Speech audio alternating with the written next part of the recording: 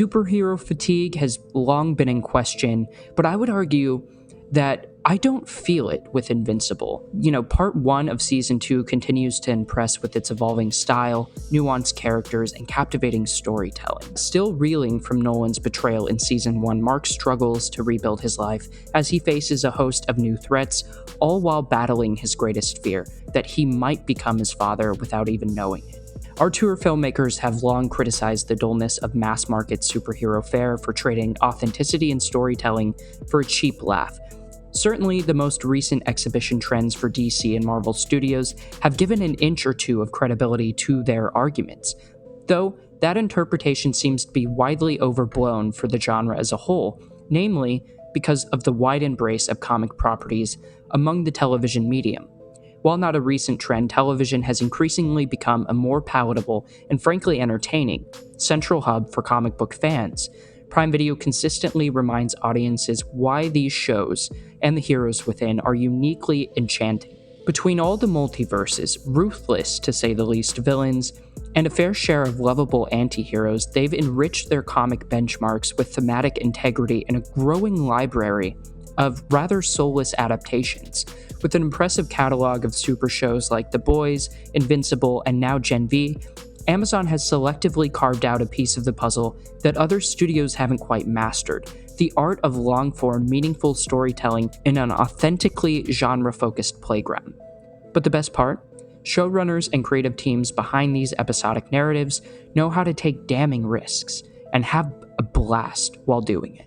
Based on the groundbreaking comic book by Robert Kirkman, Cory Walker, and Ryan Ottley, Season 1 of Invincible was nothing short of exceptional, and you can read our full Season 1 review at theburrowmedia.com. The question at the front of everyone's minds was, how exactly do they follow that end?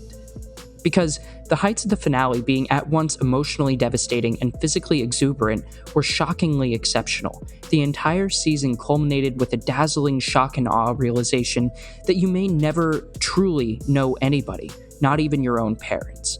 For the main character, Mark Grayson, who's played by Stephen Yeun, this leads to a sea of vast insecurities surrounding his own naivety in a place in the world where superheroes are needed now more than ever, and like most young adults when tragedy strikes, the core identity of Mark's character is left in ruin, and in this instance, bubbling with an ever-present rageful haze that his girlfriend Amber, played by Zazie Beetz, can only keep shuttered for so long. Meanwhile, his mother, played by Sandra Oh, Debbie, grieves for her former life, constructed from everything but a foundation of truth. Omni-Man has vanished from Earth, leaving an extensive trail of bodies and a splintered family in his absence. The dynamic between Mark and Debbie's journey highlight the thematic richness of the world Invincible fabricates. The other subsidiary stories assist in manufacturing a larger conflict, but the humanity of the central characters enters center stage. Part 1 of Season 2 possesses several interesting questions. How do you rebuild an entire community when the basis of trust is fractured? Who should be held accountable to mend the worldwide devastation? Is forgiveness required? Perhaps the most important question for this season: when does ferocity become admissible? These are the principal themes guiding the series. Adam Eve, meanwhile, has dedicated herself in aiding the recovery efforts individually in Chicago and others, and the Guardians are dealing with the same old villains and criminal patterns that make life as a superhero rather repetitive. The Mahler twins return from a stint in prison with the help of multi-dimensional traveler Angstrom Levy, played brilliantly by Sterling K. Brown. Levy's presence confirms very early on that Mark and the rest of the heroes face a potential for even graver danger than Omni-Man. Comic book audiences are all too familiar with the concept of the multiverse at this point, yet Levy's calculated determination makes him especially menacing and practically untouchable. Mark is a pivotal target for Levy, but the unfolding motivations of the character are unexpected, a rather refreshing application of the tired trope. He and the fellow Guardians of the Globe must recover what little decency remains among the planet and prepare for the presumed return of Omni-Man and the Viltrumites who wish to seize the planet for their empire. After all of the death and destruction in Chicago, the public trust in soups has gravely diminished. Civilians recognize their need for protection and are rightfully hesitant with fear that they will become the victims to those who purport to defend them. Fortunately, between Mark, Eve, the Guardians, and of course, Alan the Alien, played by Seth Rogen, all hope isn't lost.